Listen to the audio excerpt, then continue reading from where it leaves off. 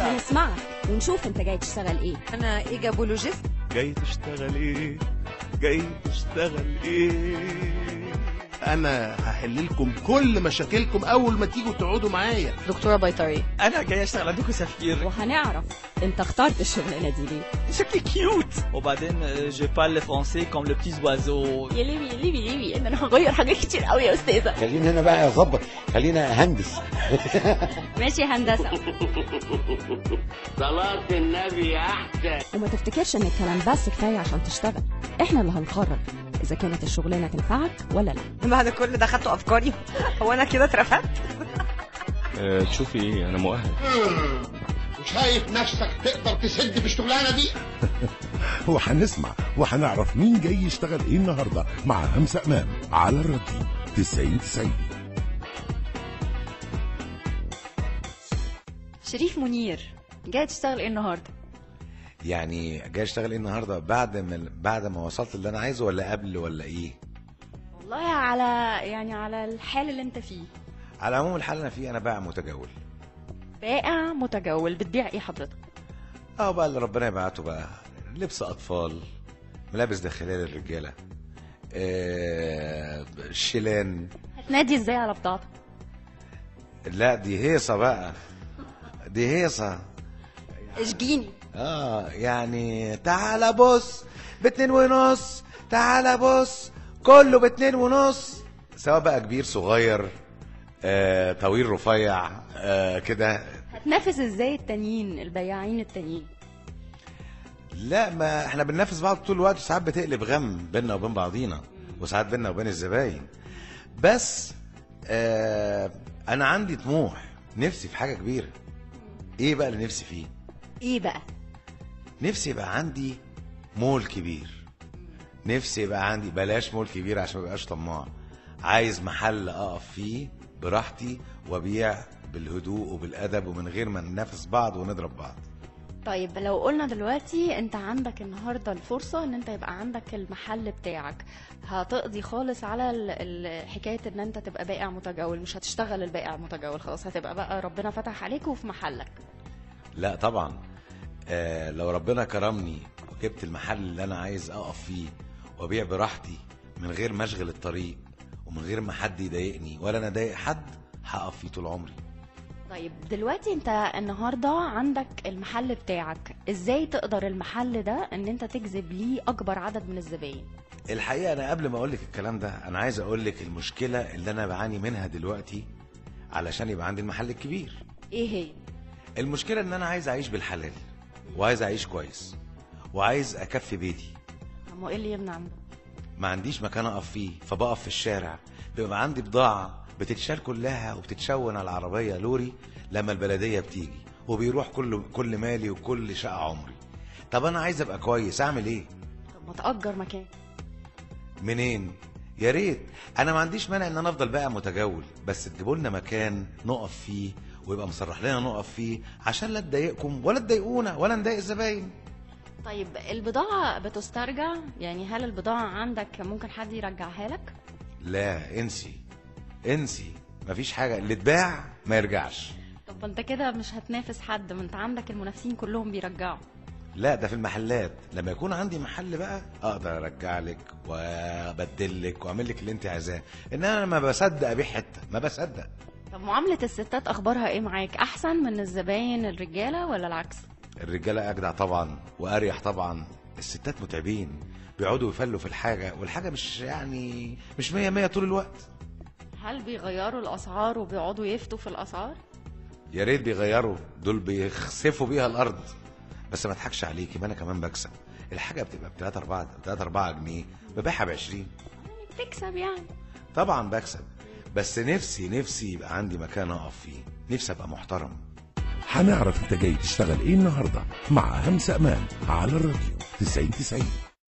انت جاي تشتغل ايه النهارده على الراديو 90 مع همسة امام. دلوقتي اسم شريف منير هيبقى صعب شوية كبائع متجول، ممكن نديلك اسم ايه؟ شرف. محلات شرف للازياء والموديلات الحديثة. طيب انت عايز محلك كده يبقى دورين، يبقى دور للرجال ودور للستات، ولا عايز النهارده انت بقى يعني حاجة صغيرة وانت تبتدي تشتغل فيها بمزاج؟ لا والصغير بيكبر. لا، احب ابتدي بحاجه صغيره وتكبر معايا واحده واحده، لان انا تعبت التعب كله، بقالي سنين بقف في الشارع في ناحيه الشمس وفي عز البرد. فلما استحمل شويه يبقى عندي محل، والمحل ده يكبر وبعدين يبقى دورين ويبقى له فروع تانية، مفيش مشكله. هتتعامل ازاي مع الموظفين اللي معاك في المحل؟ مش هيعرفوا يرمشوا. اولا لازم يكونوا امنا، ومحدش يطمع في حاجه. لازم يبقى في معامله الزبون تبقى نظيفه، واطول بالي على الزبون علشان ربنا يكرمنا كلنا. ايه الميزة طيب اللي ممكن تقدمها للزباين تبقى مختلفة؟ اني ممكن اتهاوت شويه في الاسعار، ان ممكن وانا ببيع حاجه وكسبت فيها واشوف حد غلبان داخل يبص من بعيد كده، اديله اللي هو عايزه من غير ما احاسبه عليه، وتعتبر صدقه، والصدقات بتكتر الخير. ايه مقومات البائع الناجح او صاحب المحل الناجح؟ الوش البشوش، المعامله الطيبه، راحه الزبون، طول البال والصبر، ويبدأ يعمل علاقة لطيفة بحيث ان الزبون ده كل ما يعوز حاجة يبقى بيجي لنا. نقول المقومات دي عند شريف منير او شرف ان شاء الله. هنشوف اذا كانت الوظيفة دي هتبقى من نصيبك ولا لا. عايز تقول حاجة كان نفسك تقولها وما سألتها لكش؟ ما سألتنيش انا عايز افتح المحل حريمي ولا رجالي. انت قلت لي حريمي ورجالي، بدليل ان انت عندك زباين الاتنين. بس انا عايز افتح كمان جزء اطفال. لازم تخاطب العيلة بقى عشان تكوش على السوق. ربنا يوفق يا رب. وفعلا انا بتمنى ان موضوع البائع المتجول ده تتحل باسرع ما يمكن، لان بقعد ابص لهم بيصعبوا عليا، وبقعد اقول ايه، مش احسن ما يبقى حرامي؟ يعني يا ريت نقف جنبه. وشباب صغيرين على فكرة جدا، وشباب عايز يكافح، فاحساسه انه يبقى حاجته قدامه وبضاعته قدامه بتتلم فجأة من البلدية، ده مشكلة كبيرة جدا مش صغيرة. فلازم يتوفق لهم. انا لما كنت بعمل فيلم ولاد العم في جنوب افريقيا، نزلت في سوق، لقيت مكان كبير واسع زي ميدان معمول مخصوص للبائع المتجولين. البائع المتجولين دايما هم اللي موجودين فيه، وبيقفلوا حاجتهم وبيروحوا وبيجوا تاني يوم يشتغلوا.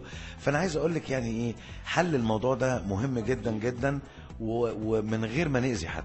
بس متشكرة ليك جدا يا شريف، ونورتني النهارده ورمضان كريم. الله اكبر. عايز تقول حاجة لمستمعي راديو 90؟ عايز اقول لكم كل سنة وانتم طيبين، وكل سنة ومصر كلها طيبة، والحمد لله احنا عايشين في سلام، وفي تغير بيحصل وهيحصل اكتر من كده. المهم ما ننساش، لازم كلنا نشتغل، لازم كلنا نقاوم الغلط. شريف منير. هنسمعك ونشوف انت جاي تشتغل ايه. انا ايجابولوجيست. جاي تشتغل ايه؟ جاي تشتغل ايه؟